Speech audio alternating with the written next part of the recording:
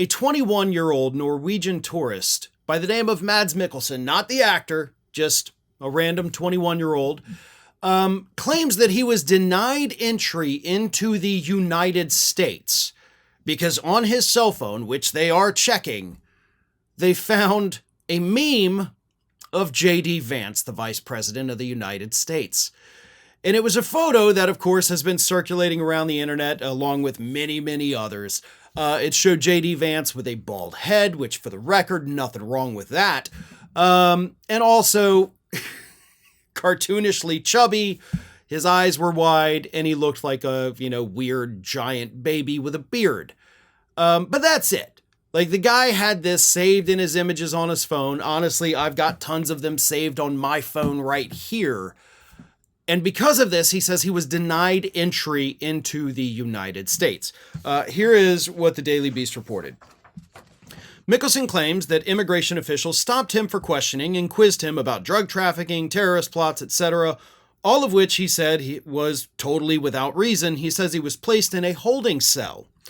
They took me to a room with several armed guards where I had to hand over my shoes, mobile phone, and backpack.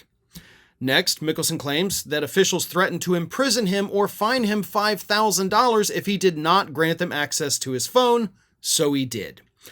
He said that is when agents found a meme on his device that showed the vice president's face, digitally altered to make him look chubbier, bald, and cartoonish. He claimed they also signaled disapproval to a photo of him with a homemade wooden pipe. Both pictures had been automatically saved to my camera roll from a chat app, but I really didn't think that these innocent pictures would put a stop to my entry into the country. It felt like I was a terrorist suspect where I was sitting. I tried to pull myself together several times, but in the end, I just wanted to go home. Now, the way this young man tells this story leads me to believe that, of course, he is being honest. Because at first, when I saw these headlines, I was like, well, that's a little iffy. But once you actually get into the story and you read it and you see what this guy says and you listen to it, like, you can tell this guy went through hell and didn't understand what was going on, didn't understand why it was going on, and was, of course, treated very harshly for hours in the Newark airport.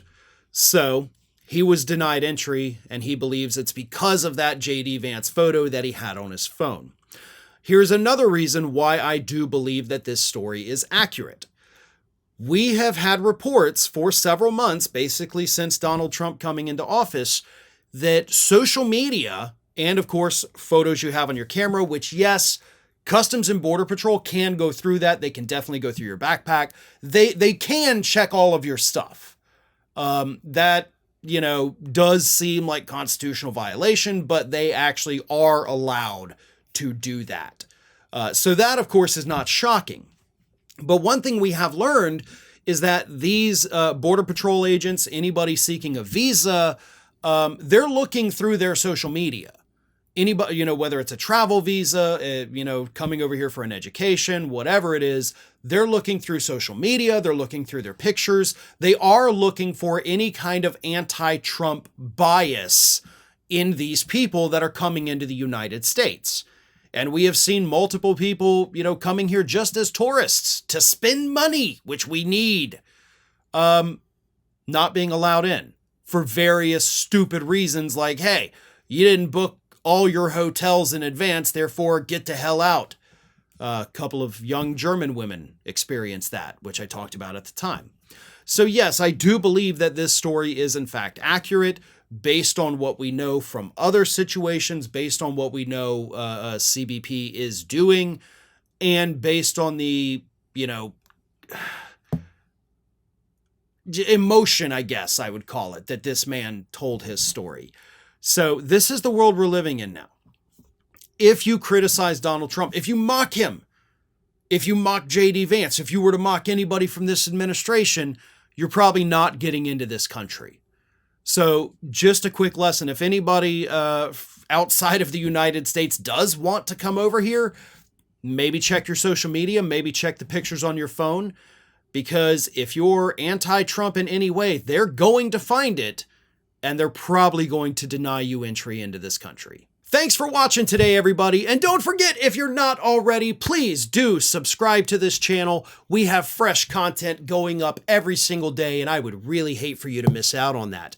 And speaking of missing out, if you're not following me across all other social media outlets, then get on it. You can follow the links in the description of this video.